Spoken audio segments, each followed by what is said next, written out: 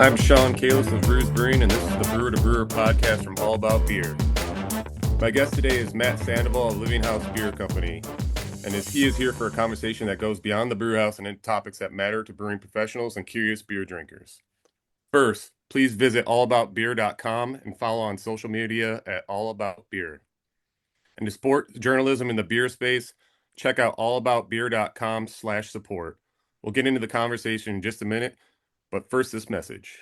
Hi, this is Tim Shasha from Berkeley Yeast. Our mission is to give brewers better tools that are affordable and easy to use. Our team has been developing Tropics yeast for nearly 10 years, and we just launched it in a dried format. This is a yeast strain with high thiol biotransformation activity, which means it's great for making tropical forward hazy IPAs.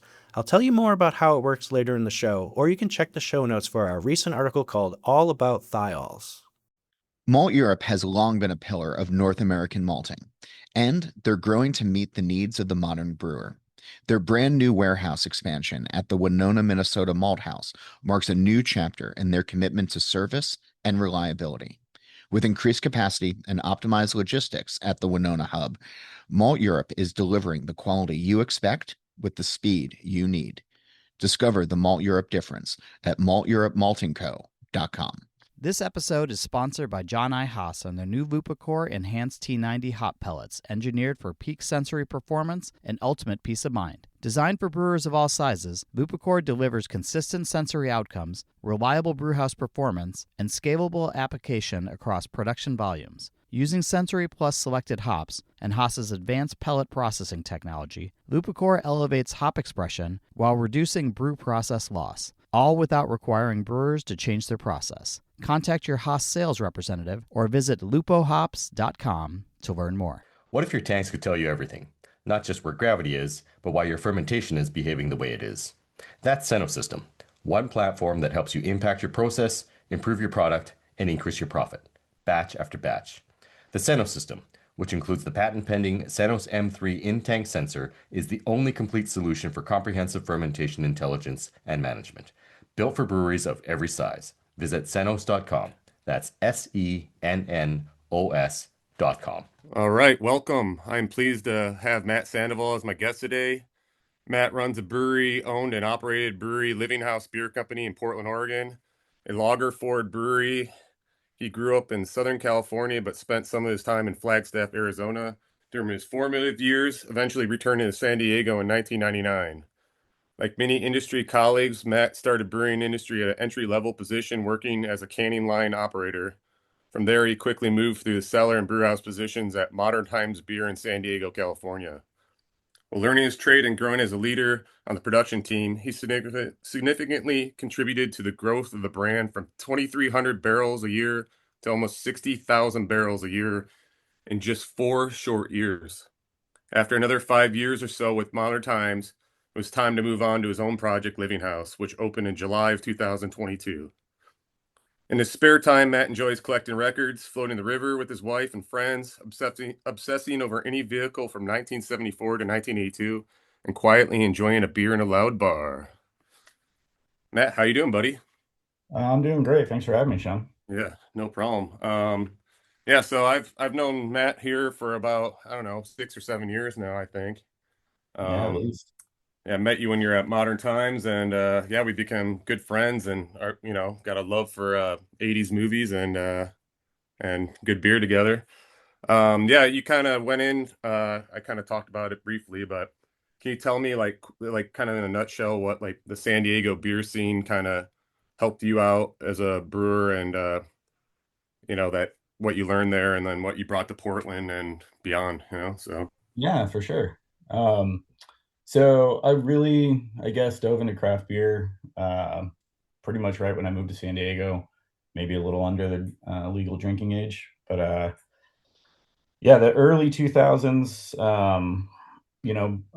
San Diego breweries like Green Flash and Stone and, Alpine, Pizza Port, all these places were super influential to me learning about, honestly, IPA mostly. And once I got into getting into tap rooms, learning about other styles of beer, and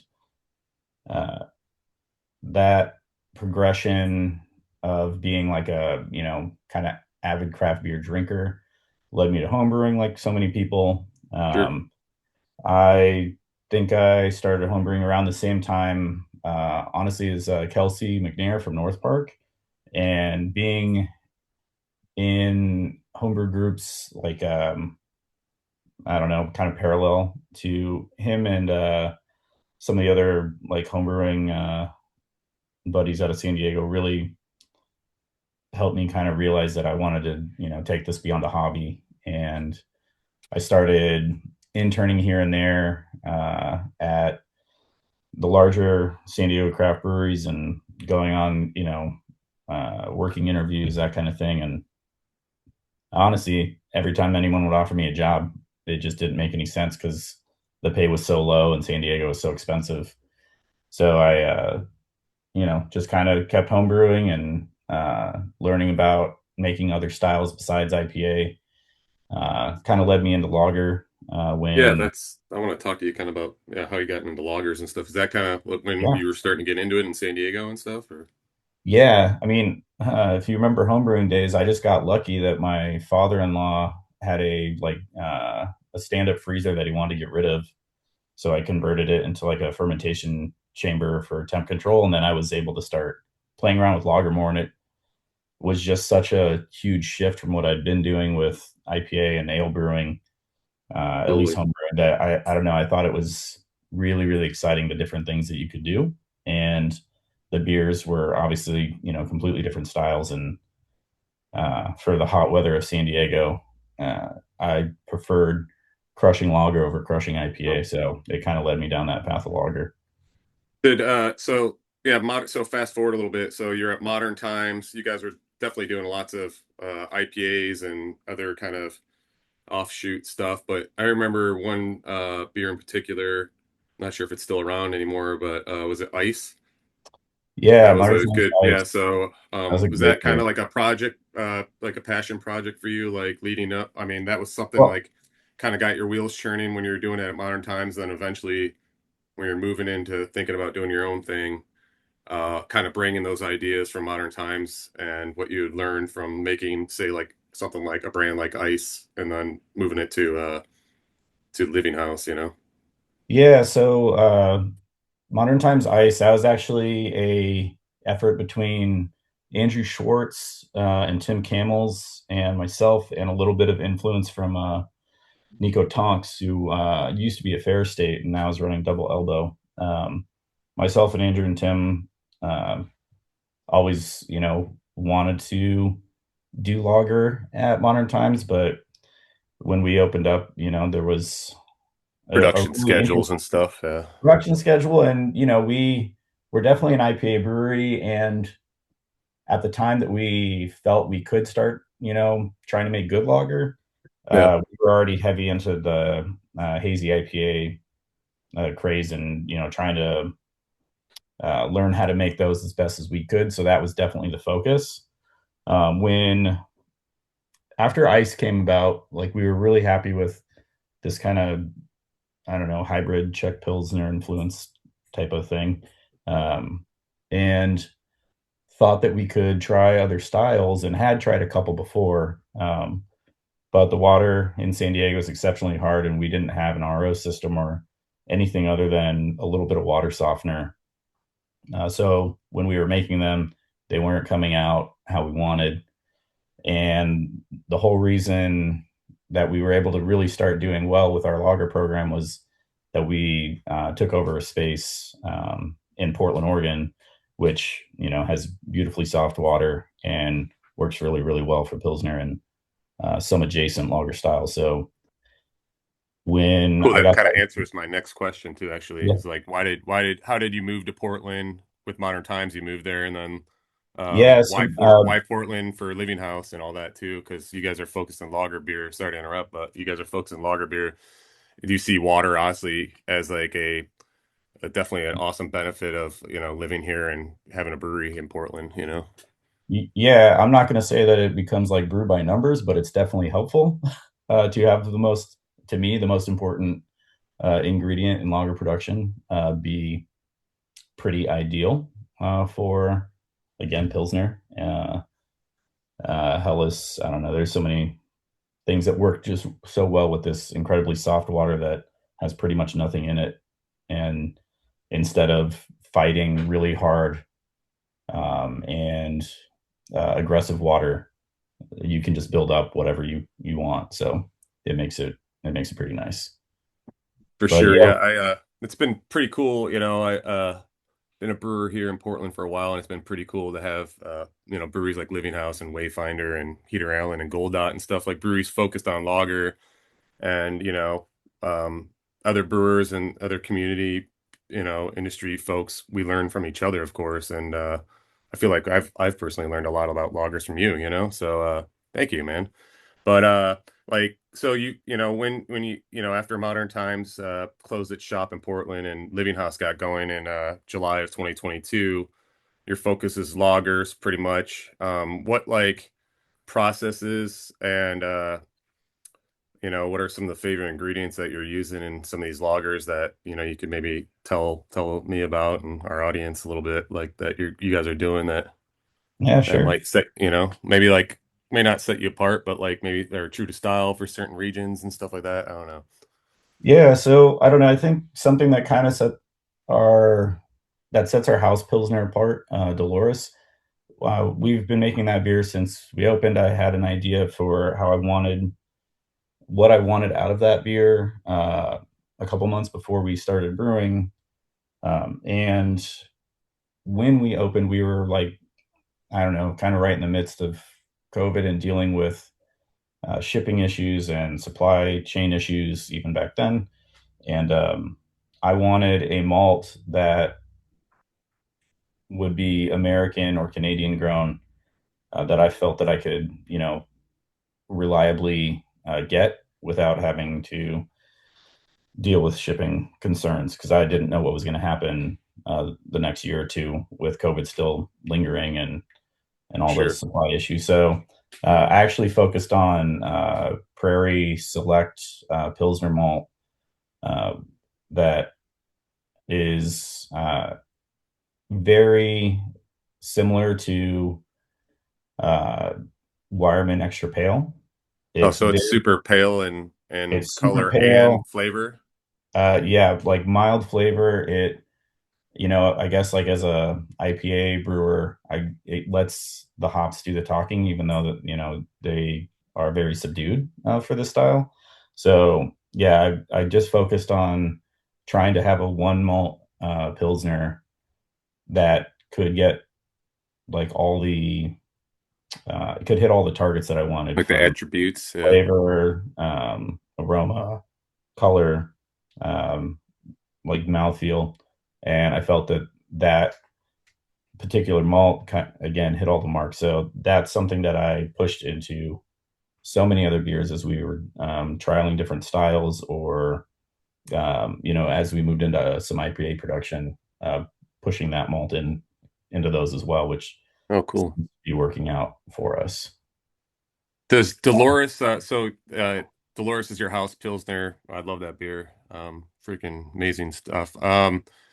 Do the hopping rates on that change? Have they, like, being in the Northwest with like a lot of hop forward beers around, influence like how that beer is? Is it like pretty on the more bitter side for a pilsner, or like it's pretty hopped up, or? Yeah, so I feel that it's like a Northern German Pilsner. It's definitely got more bitterness. It's got a much bigger hop expression. Obviously, over the years that we've been brewing it, we've played around with how we hop it, and we think we've settled into a really nice spot now. But it's almost a 50-50 blend of Hallertau Mittelfrüh and Tettnang. And when we started, we were doing really high uh, low alpha bittering charge, and even though it was like well integrated for flavor, it was coming off pretty vegetal. So Hmm. we backed it off. We tried going the Magnum route for a little bit in bittering. That Is it made it taste a little, I don't know, lackluster. So now we've got a balance of the two. Was it coming out like leafy vegetal, or Yeah, like leafy. okay, planty? Yeah, Yeah. yeah. We were. Now, I don't know, I mean, we were for a 15 barrel batch. We were bittering with like 8 pounds because, the 20, 21, 22 No alpha. crops we were using when we started up, the alpha was just terrible. I mean, we were getting stuff that was like 1.5. Jeez. Yeah. So Are those middle? So I know you went to Germany with Hollandberry and helped select some of their lots of the German varieties, right? Was that correct? yeah, I was able Last to go year? with them this last year, which was first time doing that. Amazing experience. Obviously, very different than Cool. selecting American hops. Like not so much for the process, just much more for what you're looking for. And uh, the cool thing about getting to go with the Hollingberry team is uh, they when they select their lots, they're not doing the same thing as brewers where it's, oh yeah, I really like that one, or that's so I want some of that, but then maybe I want a quarter of my lot to be this other one. Sure. And they're also not changing their goals every year of what they want. It's Mm, pretty much always like what's like we want something nice, and high quality, but it seems to be like what is the most consistent thing for this varietal of hop, because they're not just selecting for their brewery, they're selecting for every brewery that buys from them. totally. Most of the time when they we're picking lots is like, can this actually cover, or do we have to blend a few of these and get still just one lot? So yeah, definitely a unique experience. And uh, the teams from IGN and Baywa were very, very helpful in giving us information on what's just like any hop grower, like what's going on with the region, how our hop or how are conditions for hop growing throughout the year. And like, Totally. yeah, the nice thing to see from that was that alphas seem to be slowly on the rise. Well, it's cool to hear because especially U.S. brewers, we put a lot of focus on Yakima and Oregon, Yakima, Washington, and Oregon, and it's cool to have somebody talk about a different growing region of the world, So, do Yeah, it was you have also, some of those hot? Whoops, sorry, go ahead. Yeah. I was just going to say another great thing about, getting out there and trying different hops in the region. It's what is very similar is, growers are and suppliers are very excited to show you like new varieties, or Cool. maybe something that hasn't been so great for a couple of years, and maybe it's coming back around. So we were able to find some hops like Ariana and honestly Huel Melon Cool. here. Nice. Some of these younger, more American fruit forward hop varieties grown out there that showcase great. So I found some wonderful new pale ale and IPA worthy hops. Have these lots that you were met with Hallenberry over in Germany with are they now in your beer like this year's the Yeah, stuff? Yeah. Cool. yeah. Sweet. So So 2 years ago, it was a bit of a struggle to get hops from Germany. I think some of the stuff we didn't even end up getting until May to use in beers that were mm, harvested and packed up in September or October. So this year we were able to get stuff as early as February, if I'm not mistaken. cool. And yeah, Sweet. Dolores, our core pills, and quite a few other beers now have got the 25 The new lots. varieties. Yeah. Yeah, any other like process stuff that about loggers that you think are kind of necessary, like extremely important to like the overall kind of balance of the beers or like shelf stability or even like, you know, lager as a whole if I'm, don't know anything about them and I'm trying them like what is that flavor like? I definitely noticed when we do single infusion lagers here at our brewery, but I can definitely tell when somebody's doing decocted lagers and the kind of deep, characterful kind of balance and stuff that you get from the malt character from that. So do you have anything that you guys like really swear by? Yeah, we're pretty big proponents of step mashing. Our system is capable of that. Our system is very easily capable of mash out decoction. And when it comes to doing Czech style beers, or when we just want to do something, that has a unique flavor profile or body, we are able to soft hose and use an external pump to do multi-step decoction. And we Cool. are big fans of the beers that are coming out when we are able to do that. It's just such a unique flavor profile and Totally. feel.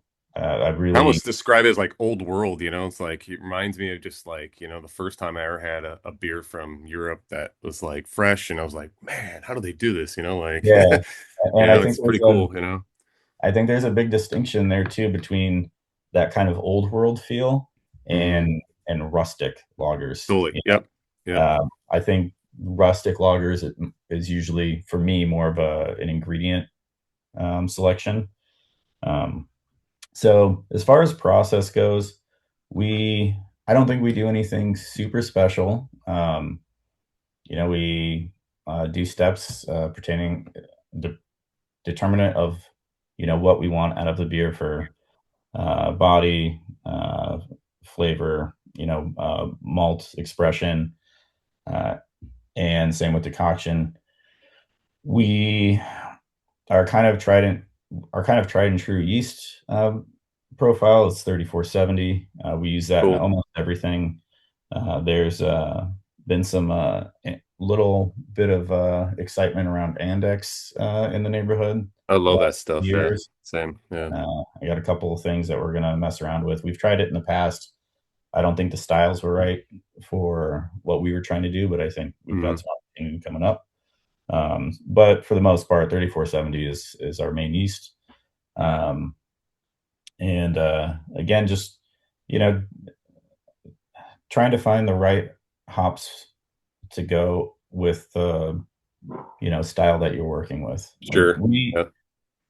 I'd say 95% of the time with lager, we're trying to be true to style, and then that Hmm. other 5% of the time, I don't know, just do whatever the hell we want that we think Yep. is And good. yep. Which, Yeah. Totally. yeah, Sometimes you can box yourself in trying to be true to style, but it's like you kind of want to like, obviously tip your hat to the tradition of just lager beer and just the kind of the whole creation of the history of it. So yeah, and there was some people that you mentioned earlier, local brewers, Heater Allen, Wayfinder, now Gold Dot, Chuckanut, and honestly, I put Freeman there as well. oh yeah, Uh, Freem, yeah. this group of Pacific Northwest brewers have been so influential and so helpful from pretty much the day that I moved up here. Through weekly conversations of just sharing information and being excited about lager. It's been pretty great. Yeah, I love that when you're like, man, I don't know why I never thought of it like that, but it seems so easy, like it's just cool to get like another perspective, definitely on something that's like, I can't believe I never thought of that, type thing. Yeah, so yeah, moving along, any other like, I know you guys do like, I mean, I don't know how much your production of lagers are, but you do a lot of other styles as well. Like what other styles, you were talking about IPAs and stuff a little bit, are those exciting you too as well, or? Yeah. So this will, for doing this chat for other brewers, um, let's be realistic here. The first 2 years of the company, we did a lot of lager, and we didn't make any money. We're in For the sure. Pacific Northwest. It's not like I don't drink a ton of pale ale and IPA. It's not like our team is just like anti IPA. Yeah. And it seemed like we worked on these styles for the first couple of years. We started to feel really confident about what we were doing. And it's like, well, let's lean into the Pacific Northwest. We've got, all the hops, grown Yep.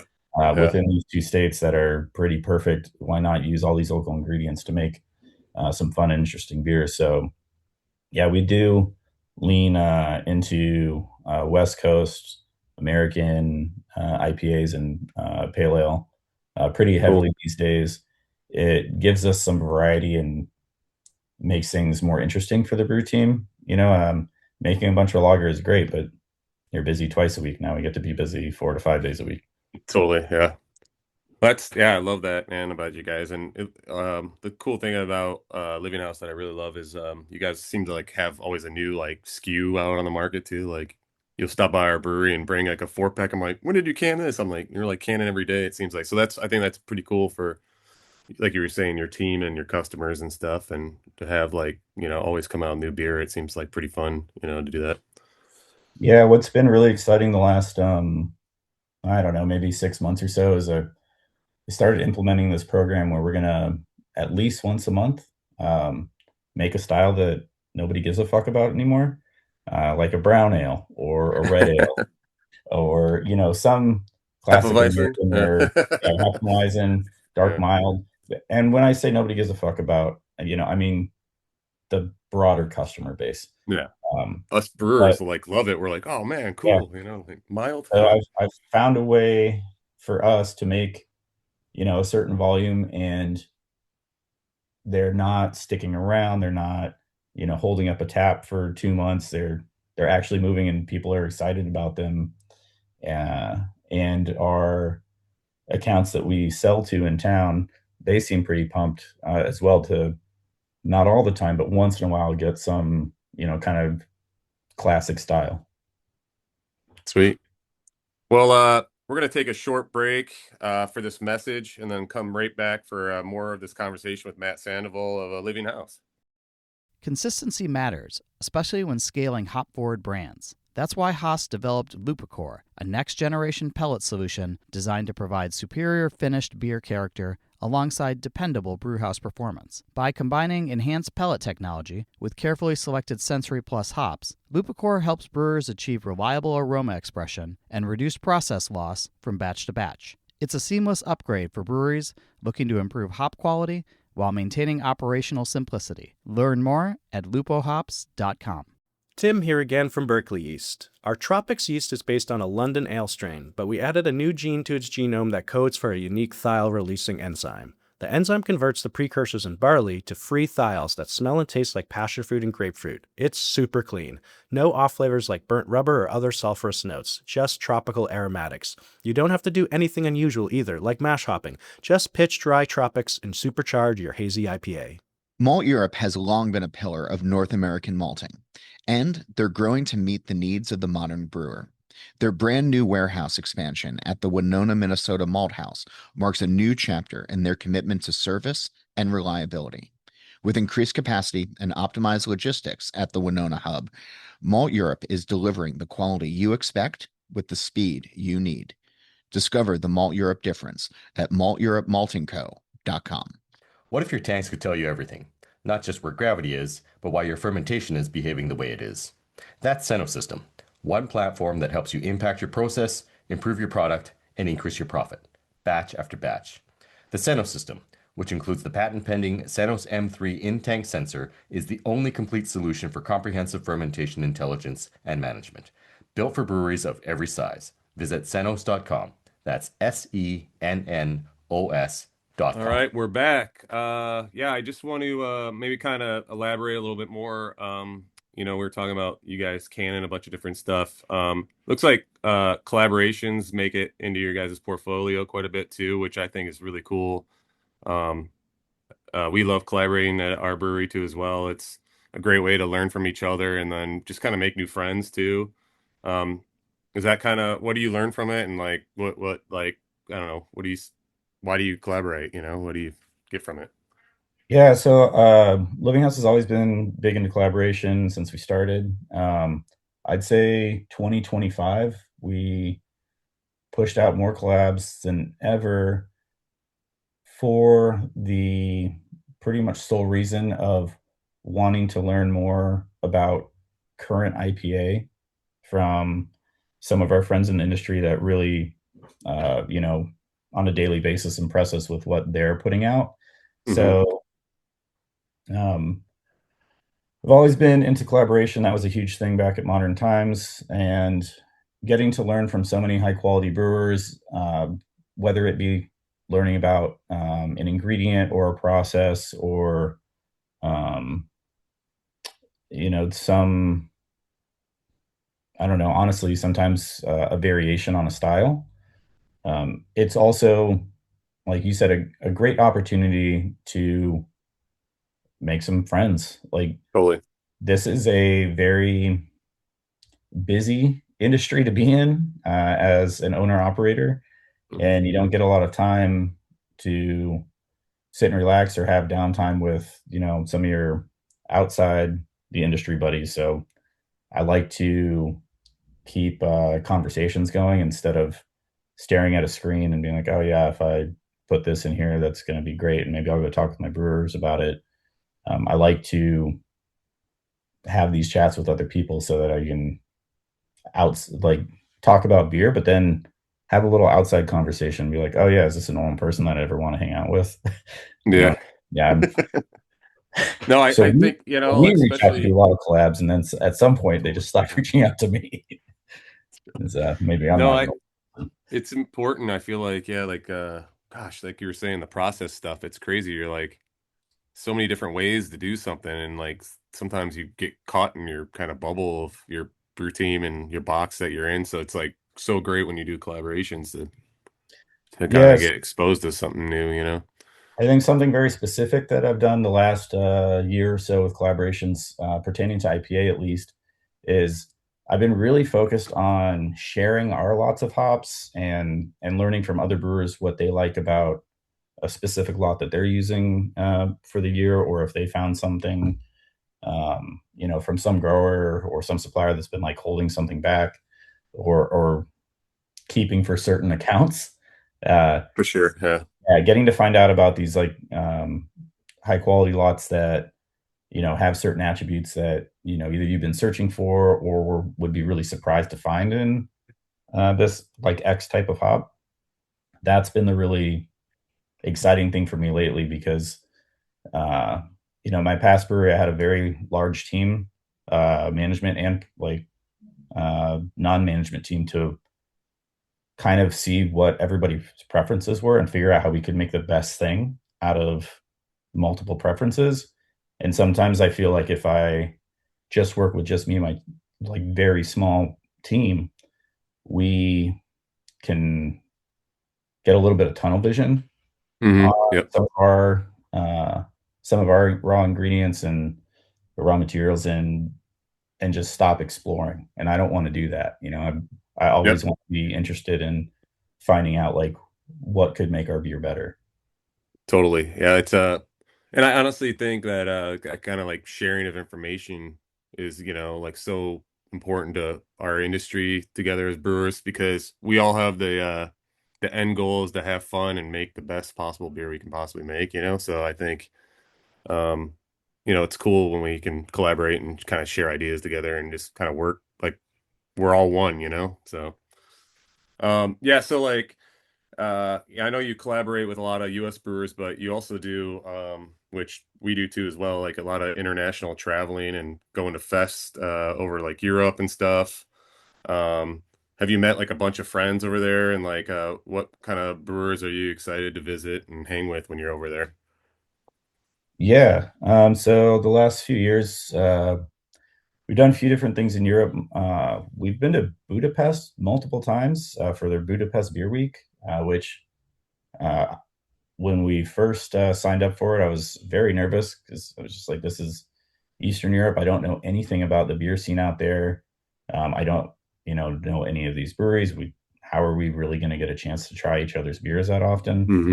Hmm. Um, so that one is definitely, uh, it was a bit unexpected to see that when we got there, the quality of the beers and the quality of the brewers that were not just like local brewers in Hungary, but the knowledge of the craft beer like consumer out there and what they wanted out of American, European, or Western European, I should say, and even Australian and New Zealand brewers, like they have a very rich craft beer scene out there. And Totally.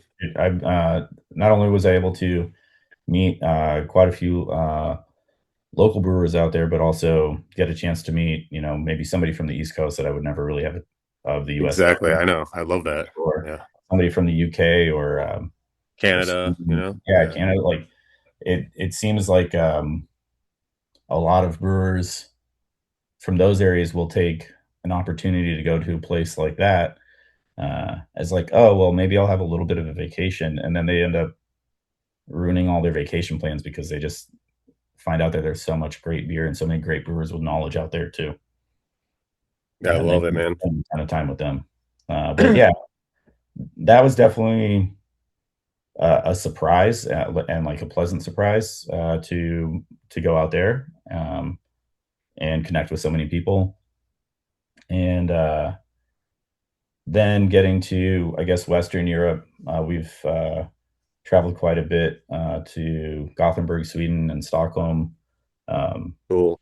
a team from Stig Brigetts is uh, kind of like-minded, where they are very excited to bring international breweries out and kind of showcase their beers and get their local consumers that are most likely interested in their stuff to see where their influences come from and what styles and eh, yeah, what styles are exciting for brewers around the world.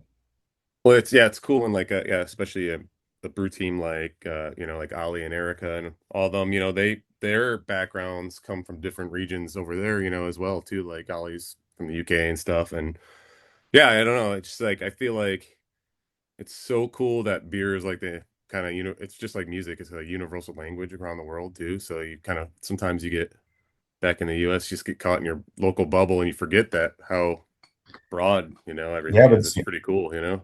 well, it's funny because as we're talking about it, I was just thinking like, oh yeah, here's all these, for us far off places in the other side of the world where people are still congregating over this one thing. The same thing happens in the US, like at the start of our conversation. Like I moved from San Diego to Oregon. I have brewers from the Bay Area. I have brewer from Idaho. You know, Yep, people are moving all across this country, which is massive, all the time, and bringing their local influence. Uh, totally.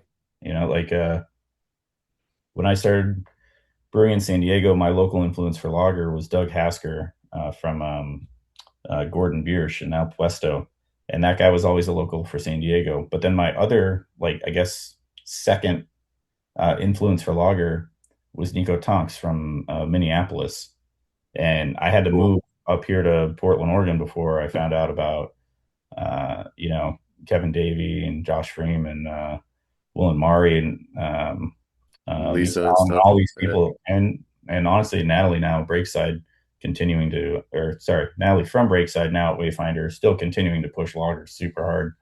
Um, but all those people, they're from all over the place. Right. I know. So, I love that, it, man. so I think that, like, just for a second, going back to the collaboration thing, like, that's why I don't want to just be stuck in tunnel vision with like Hmm. just me and my team. Like, yeah, we feel like we can make beer that holds up to what everybody else in town is doing, but I always want to be learning from more than just one place because I don't want to make the Yep. same as everybody else. Yeah, and I feel like, you know, that's just kind of the history of our industry is to not rest on our laurels, you know, even if like, you know, I know Living House has won some medals and stuff, but like we're constantly trying to even beers that have done well in a competition, changing them all the time, you know. It's like got to constantly evolve with the times, you know. So I think that's important, even in collaborations, you know. So you know, I thing I also love about your brewery is you guys are really good at like hosting community like events and stuff. And I feel like you know, where our industry is heading is very like like focused locally, hyper locally has been kind of a really important part of the brewing industry. And I feel like and having that tap room that's, you know, draws community and does lots of cool events and stuff. I love all your events that you do at Living House. You know, is that just like you guys have been doing that to kind of promote like a beer release or like just extra things to get people in the door or like, I mean, all or both probably, right? Yeah. Definitely both. I don't know. I Yeah, think there's so many sides to that. Like, number one, obviously, you want people in the tap room. sure. It's become very clear to me that great beer doesn't do it all the time anymore. Hmm. Like Yeah. you experience can, kind of. yeah, like, you can have, I think like our anniversary weekends are focused on beer. Those are, low hanging fruit. Oktoberfest type of event. Those low hanging Hmm. fruit that are focused around beer. Um, Getting people excited about like, the weekly releases of a new beer.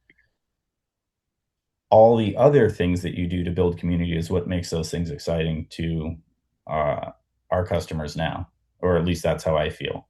Yeah. So, you know, um, doing these things where, we're gonna either host a local sporting event, or we're gonna have, a makers market that's, focused on some, local group of makers that's doing, I don't know, whatever their trinkets of the month may be. Like, it's not just about bringing them in and being like, oh yeah, here's some people, like, go buy their wares. It's no, these are the people in our neighborhood that are trying to, start to see if their little small business can work. Hmm. We want I to, love that. Yeah. we want to help support them. They're doing great things. Like, I don't feel that, going to the Moda Center or going to Target is going to inspire me to do some great thing with my beer, or Yeah. I'm really going to want to get to know my neighbor because I saw them, 3 seats over, just hammered yelling at some random guy on the court to do something. Or, going to Target and just staring at a wall of toothpaste. Like, those are not exciting things to me. And I don't think those are exciting things to, um, I don't know, the community anymore. Like, people want some kind of like actual connection. And I don't know, maybe this is a little deeper I topic, but think it's, yeah, it's so important. when Yeah. we get, I don't know, we talk about like third spaces not being a thing anymore and everything is monetized, and the only thing that people do now is like spend money to survive. I'd like, if I have a space where people have to do that, to Hmm. make it for them, and not so Yeah. much, yeah, come in, buy my beer, don't talk to anyone, don't talk to the Totally. bartender, and then leave. Like, that's the worst experience I could possibly provide for anyone. And it's a terrible experience for me when I go into some Hmm. brewery or tasting room like that. So keeping things exciting and interesting for people that most of the time costs us money is it's worth it to me to have people, have a good experience. No, that's totally, and I think it's really cool.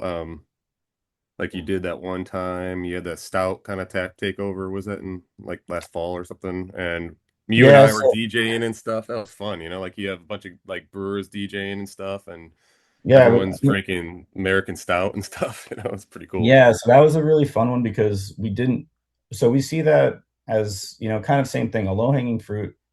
Here's basically right after or like right around Thanksgiving or maybe Black Friday. Everybody does like big imperial stouts or barrel aged this and that. Our take on it was like, let's just do like black or dark beers, but they could be all different styles, and maybe they don't all have to be 12 to 14%. I love that, man.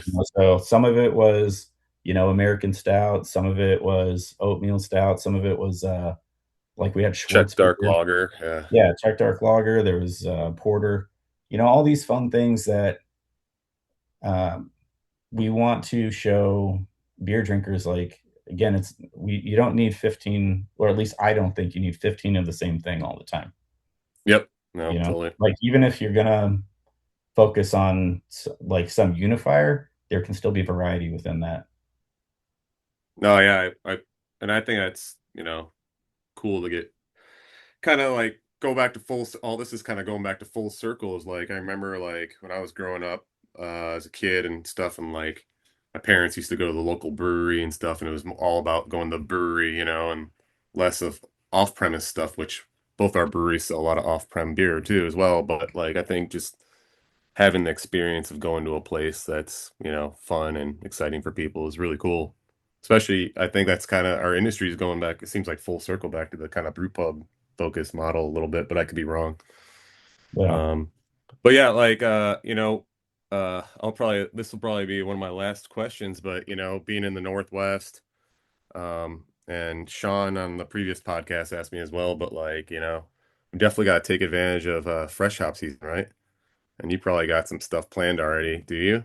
How many are you gonna Yeah. do this year? Uh, so I was literally talking with Max Coleman from Coleman Farms this morning about all of our fresh hops that we're going to get from him, and he's got a couple varieties that have never been available in Oregon before. Were you be able to get crush or no? Yep. You were? Oh Uh-huh. man. We got Uh, shut out, I think. Yeah, we'll see. yeah, no, I got the crush one. I got really lucky last year when I was picking up some fresh hops. Uh, they took us out to the field where they were growing crush, and like they had some planting issues. Like the timing of when they got them in the ground didn't work out, so that like everything they planted was unusable. And actually, I just pulled a few binds uh, down off the trellis and took them back to the brewery, and we hung them up all throughout the brewery. So we had like fresh crush, but like not Sweet. in beer, just hanging around the brewery. So That's that people cool could though. smell what they were trying to do for the year. But yeah, they have a very small amount this year, and just from chatting with them starting like last year, just luck of pulling up and talking to them about their lot, they offered us a little bit. So yeah, fresh hops have been Don't pretty you good. feel though like we have a like immense gratitude for living where we live? Like it's pretty cool. Yeah, I know like yeah, it might be a hustle during that time for all of us, and that's what pretty the, much all customers want at that time. But like, man, it's pretty cool, you know? it's amazing. I mean, the first time I ever did anything with fresh hops was when we had Nelson flown over. Oh my And gosh. yeah, and this was like the early days of MT, and we were like, let's do one fresh hop beer, and it's going to be Nelson. So we get it flown over, and by the time it got to us, like we were just sitting there, me and my buddy Tim Camels, like going through the boxes, and instead of picking out like the brown ones that are no good, it was like, oh, can you find a few that are good to use out of this box? It was just like such a waste. So Yeah. I'd have things, as short as 30, 45 minutes away to get some of the highest quality, hops you can get in general. It's amazing. Like, Yeah. why And you wouldn't use this them across area all be different sold? styles too, right?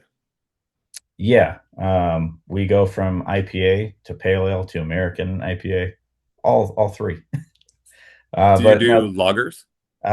we have not done a lager yet, but I have two scheduled this year that we'll do for lager fresh out.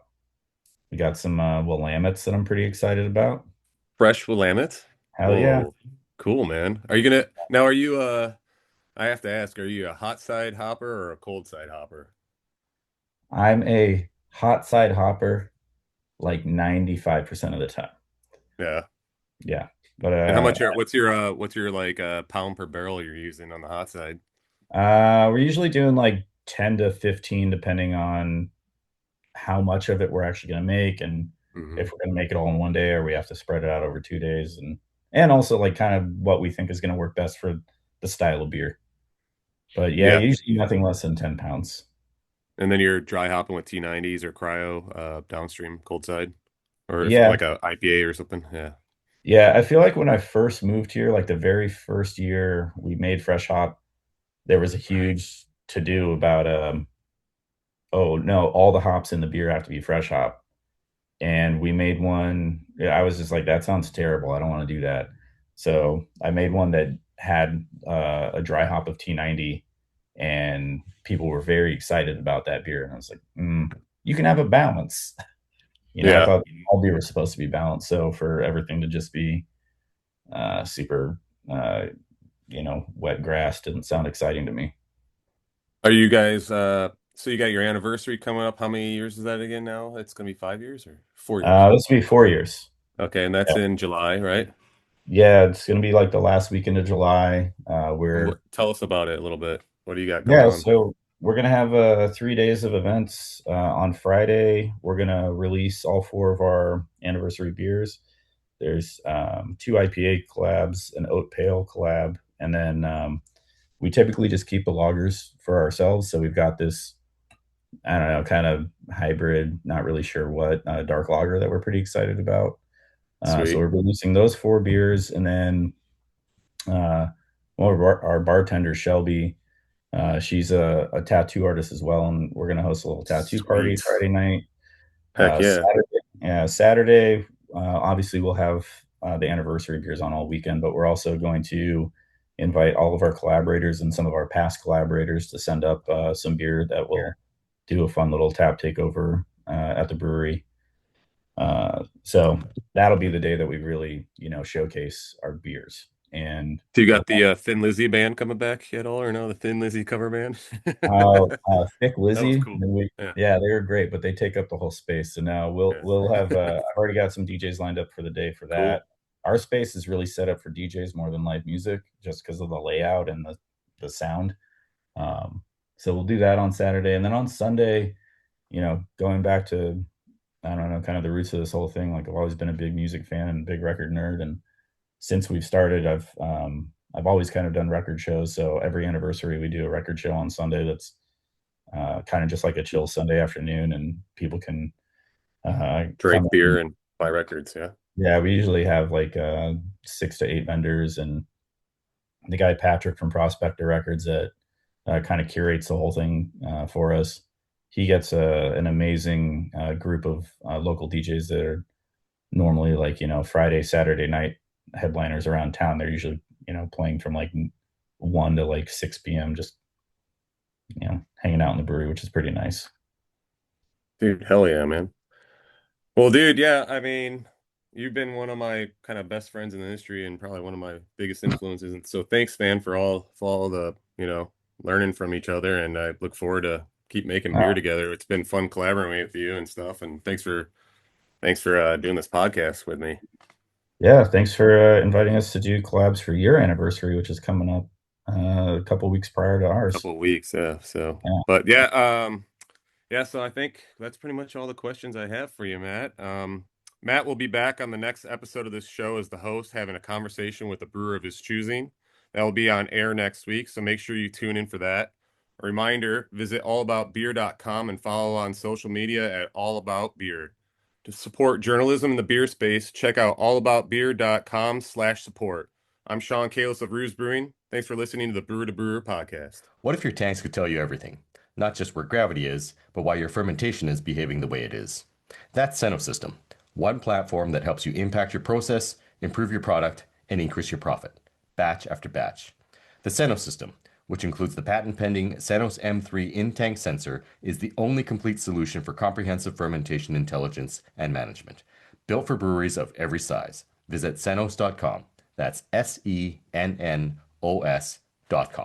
Today's brewers need hops that perform consistently, from pilot scale to full production. LupoMAX was engineered to meet that challenge, delivering enhanced sensory performance, reliable dosing, and scalable brewing efficiency in an easy-to-use T90 format. Backed by Haas innovation and sensory expertise, LupoMAX helps breweries create impactful hop character with confidence and control. Reach out to your Haas Sales Representative or visit lupohops.com for more information. Tim here again from Berkeley Yeast. My favorite part about Tropics in a dried format is that it makes it easy to use Tropics more like an ingredient than a yeast strain. It's a great tool for turning tropical flavors up or down. Tropics on its own makes big notes of passionfruit and grapefruit, which is great for a lot of recipes, but sometimes you want to dial that thiol character down. Easy. You can just co-pitch at different rates with your house strain. If you want to dial it up, especially if you're using a pretty aggressive hop bill, then just add Tropics Boost. It's pure precursors dissolved in water and ethanol. Go to berkeleyyeast.com to find out how to turn the thiol dial to exactly where you want it. Malteurop has long been a pillar of North American malting, and they're growing to meet the needs of the modern brewer. Their brand new warehouse expansion at the Winona, Minnesota Malt House marks a new chapter in their commitment to service and reliability. With increased capacity and optimized logistics at the Winona hub, Malteurop is delivering the quality you expect with the speed you need. Discover the Malteurop difference at malteuropmaltingco.com.